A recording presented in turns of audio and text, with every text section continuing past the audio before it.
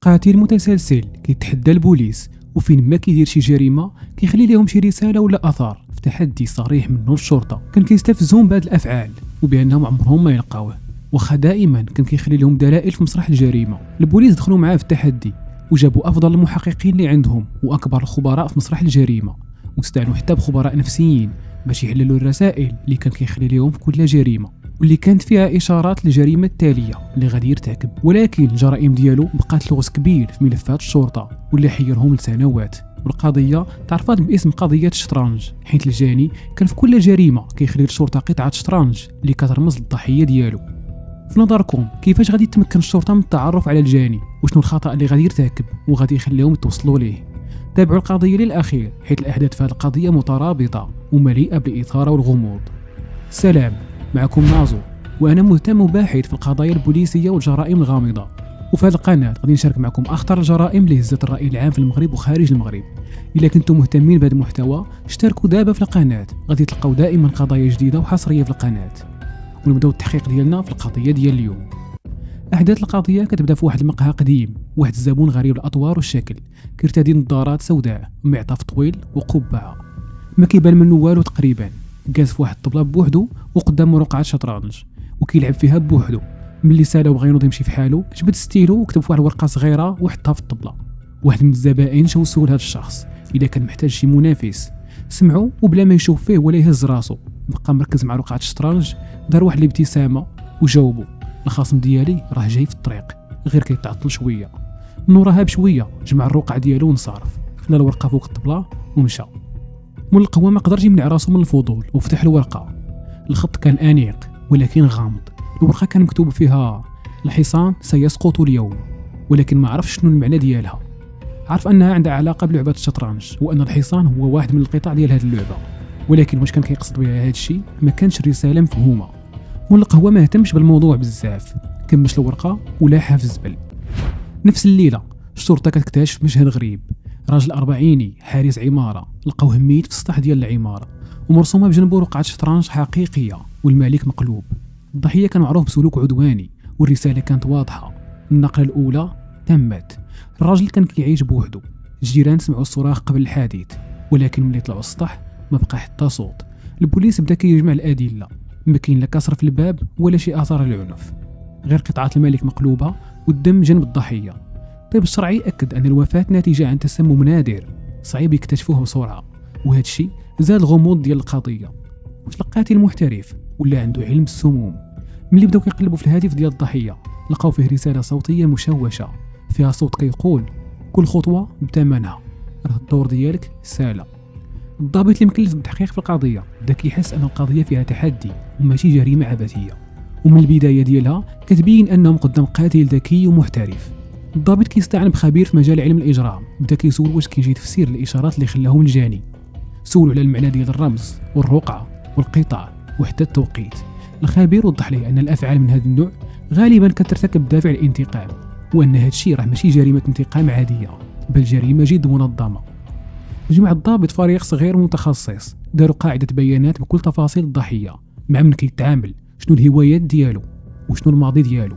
واحد من المحققين قلب اللي لقى صوره قديمه في الجيب ديال الضحيه، كانت صوره مدرسيه فيها مجموعه ديال الاطفال في حفله مدرسيه. الضابط عرف باللي هذه الصوره اكيد عندها علاقه بهذه الجريمه. بقى كيحقق فيها مزيان، اثر الانتباه ديالو واحد التلميذ صغير في الزاويه ديال الصوره، لاحظ باللي كيبان في عينيه خوف وصدمه كبيره. قال هذا ماشي وجه عادي، هذا هو المفتاح. قرر يسافر للمدينه اللي تربى فيها الضحيه باش يعرف شكون في هذه الصوره وشنو العلاقه اللي كتجمعهم.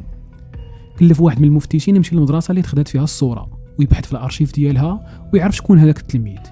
المدرسه كان اسمها واضح في الصوره مع حتى الموسم الدراسي، وهذا الشيء اللي خلى المفتش يوصل دغيا للعنوان ديالها. دخل المفتش عند مدير المدرسه وراه الصوره وطلب منه يجبد ليه الملف المدرسي الخاص بهذا التلميذ.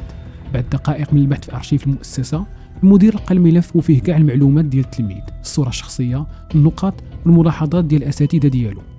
بعد 3 أيام نفس السيناريو كيتعاود، لكن هذه المره الضحيه كانت امراه في الاربعينات كتشتغل في شركه تامينات.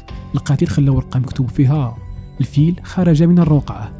من خلال البحث اللي دارت الشرطه اكتشفت ان الضحيتين كانوا كيعرفوا بعضهم من الطفوله وكانوا تلاميذ في نفس المدرسه، والاخطر من ذلك كانت كتربطهم علاقه بالولد اللي في الصوره.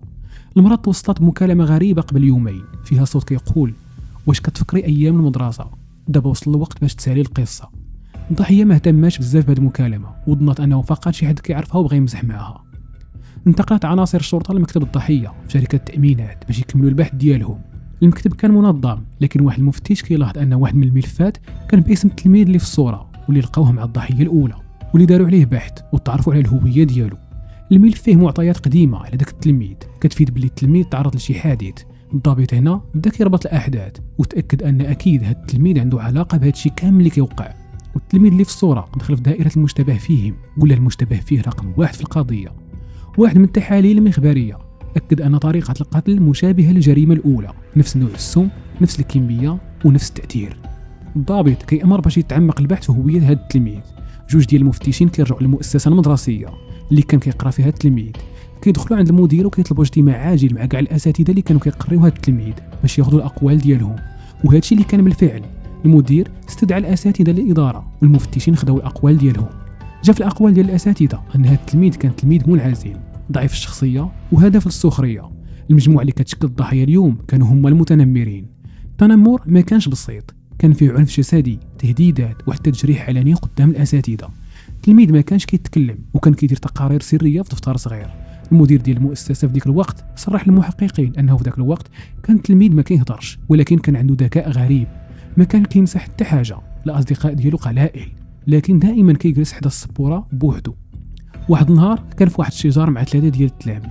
طاح التلميذ من السطح ديال المؤسسة. كلشي قال ان الحادث كان غير مقصود، لكن الواقع ان التلميذ تدفع عن قصد من فوق المؤسسة، وان الحادث كان جريمة قتل عمدي. وتم الضغط على الإدارة باش يغطيو على الجريمة. والصدمة الأكبر كانت ان الوالدين ديال هاد التلميذ ضواو هاد الملف والتزموا الصمت بشكل اللي ما مفهومش. هنا الشكوك ديال الضابط بدات كتأكد، كيسول واش التلميذ مازال حي. لقى بلي بالفعل التلميذ سجل بلي توفى في ذاك الحادث. التناقض بدا كيكبر حتى بانت وثيقة طبية مشبوهة. توقيع الطبيب فيه تزوير واضح. الدكتور اللي وقع على شهادة الوفاة مات حتى هو في حادث غريب قبل 10 سنوات، وهذه الشهادة ديالو كانت الوحيدة اللي كتأكد موت التلميذ. البوليس ما وقفوش هنا ومشاو عند الأرملة ديال الطبيب كياخذوا الأقوال ديالها.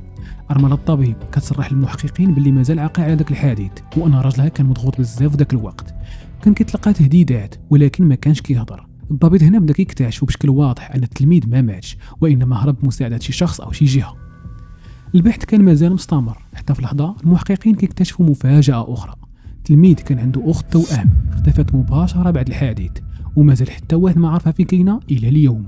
خيوط هذه الجريمة كتزيد تعقد مع كل تقدم في البحث. الضابط هنا بدا كيشك في التوأم ديال التلميذ وبدا كيبحث في الماضي ديالها. الشهادات اللي جمعوها من طرف المعارف كتقول ان التوأم كانت فتاة ذكية متفوقة في دراستها وهادئة وعندها شغف بالشطرنج. كانت كتربح في بطولات عالمية، ولكن قطعت من بعد الحادث. واحدة من المعلمات كتصرح بلي التلميذ والاخت التوأم ديالو كانوا بحال نصفين، لكن هي كانت ديما كتخبي الغضب ديالها في الصمت من داك التنمر اللي كانت كتشوف خوها التوأم كيتعرض ليه كل نهار، وكتفرغ كاع الخواطر ديالها في الكتابة. كانت ديما كتمشي للخزانة ديال المؤسسة في اوقات الفراغ باش تمارس الهواية ديالها. المحققين اهتموا بهذه المعلومة وتوجهوا مباشرة لخزانة المؤسسة باش يديروا البحث ديالهم. وفي الزاوية ديال الخزانة في البلاصة بالضبط فين كانت كتجلس التلميذة قلبوا المحققين دوك الكتب ورقة بورقة، حتى في لحظة واحد من المحققين كيلقى ديوان خواطر قديم فيه رموز مرتبطة بالشطرنج وأسماء الضحايا مرموزة بطريقة ذكية. أكدوا هنا المحققين أن هذه الفتاة متورطة في هذه الجرائم، ودابا ولات هي المشتبه فيه رقم 1 في القضية. الشرطة ما قدراتش توقف الجرائم. الجريمة الثالثة وقعت في مكان خالي، ملعب مهجور، ومرة أخرى القاتل كيخلي رمز جديد وكان قطعة فارس على صدر الضحية. بعدها بأيام قليلة كتوقع الجريمة الرابعة وكانت أكثر تعقيد. انفجار صغير في سيارة مهندس إلكترونيات ومعه ورقة مكتوبة بخط أنثوي. الحصان قفز الجدار.